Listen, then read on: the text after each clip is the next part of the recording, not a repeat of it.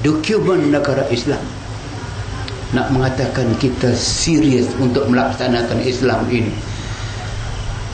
Dia perkara lama yang ditinggalkan. Kitalah umat Muhammad yang perlu hidup balik perjuangan kita untuk meletakkan Islam pada tempatnya yang sebenar. Bukan kita main. Kena isytihar sahaja negara Islam, dengan apa pun tak ada perubahan, dengan pemimpin pun lagi teruk dari dulu. Cuba tengok hari ni apa berlaku. Saya lompat sikit.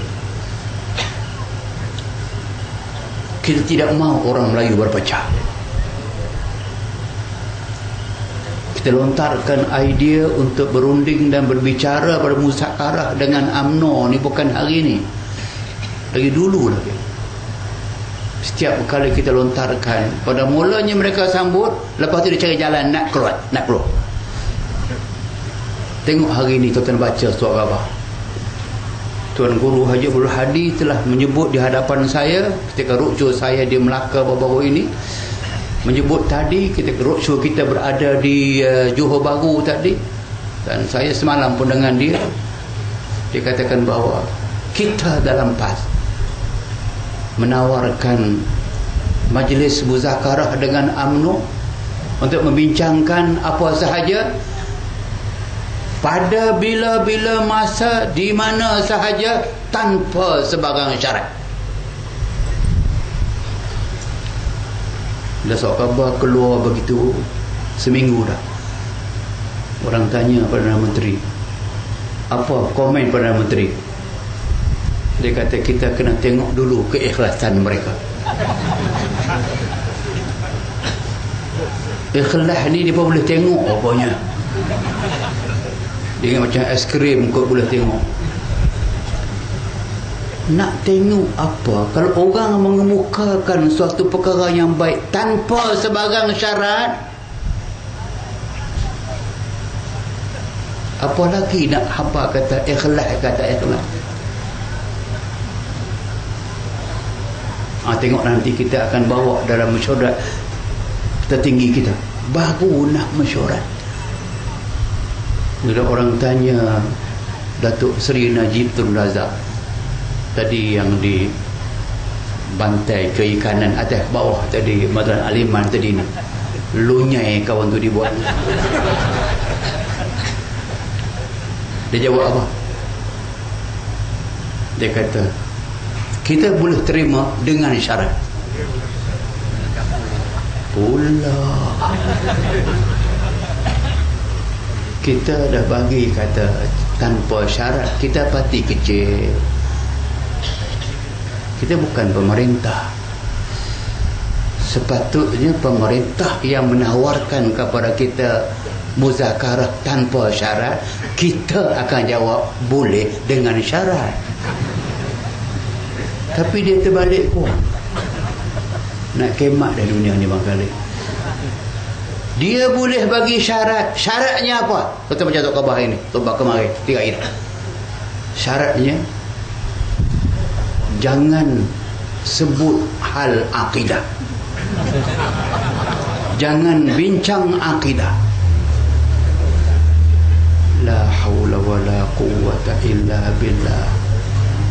Kalau umat Islam ini tak boleh bincang hal akidah, kalau hidup kita dipisahkan daripada akidah, jika perjuangan kita tidak ada akidah, apa yang tinggal kepada kita?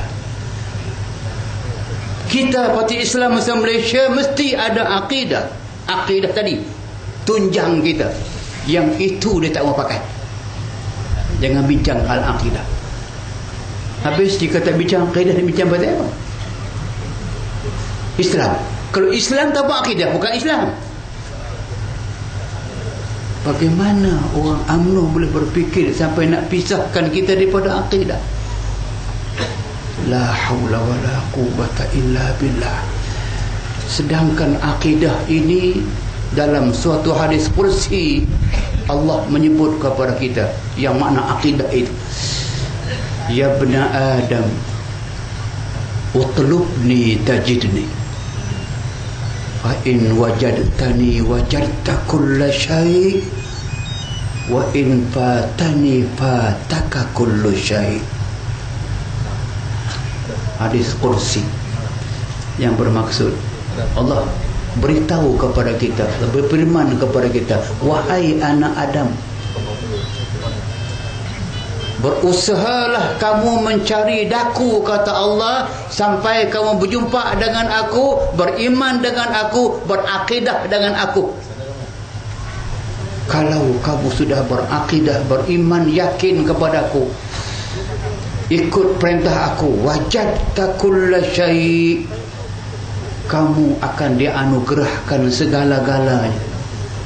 Wajadta, kamu akan dapat segala-galanya. Beriman denganku, laksanakan perintahku, wajadta kulla syai', kamu akan dapat segala-galanya. Dunia kamu dapat, akhirat kamu dapat.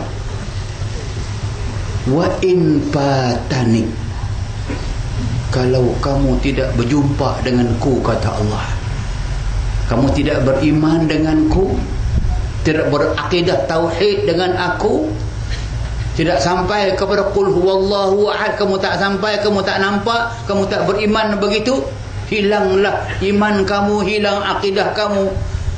Fataka kullu syai',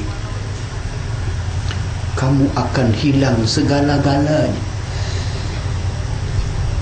Kamu tidak dapat rahmat Allah di dunia walaupun kamu kaya raya dan berkuasa. Kamu hidup dalam kemurkaan Allah. Dan bila kamu mati nanti, kamu tinggal segala dunia ini, kamu berjumpa dengan seksa Allah. Inilah yang Allah Ta'ala sebut, khasirad dunya wal akhirah, dzalika huwal khusranul mubin.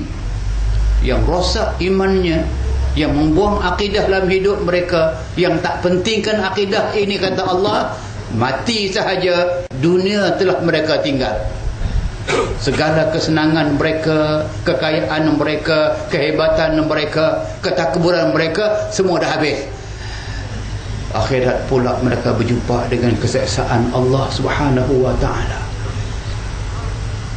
Khasirad dunya wal akhirah, mereka rugi dunia dan rugi pula di akhirat. Dzalika huwal khusranul mubin, itulah dah orang yang rugi serugi-ruginya.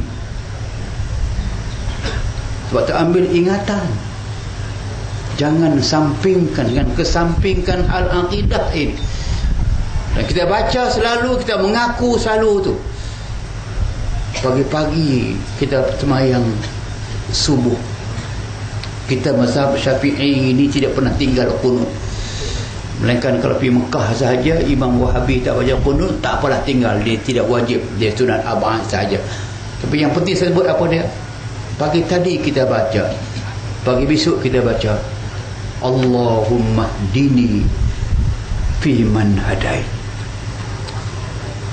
Kita minta, ya Allah, berilah hidayah kepada saya seperti mana kamu telah hidayahkan kepada orang yang mendapat hidayah itu, ya Allah.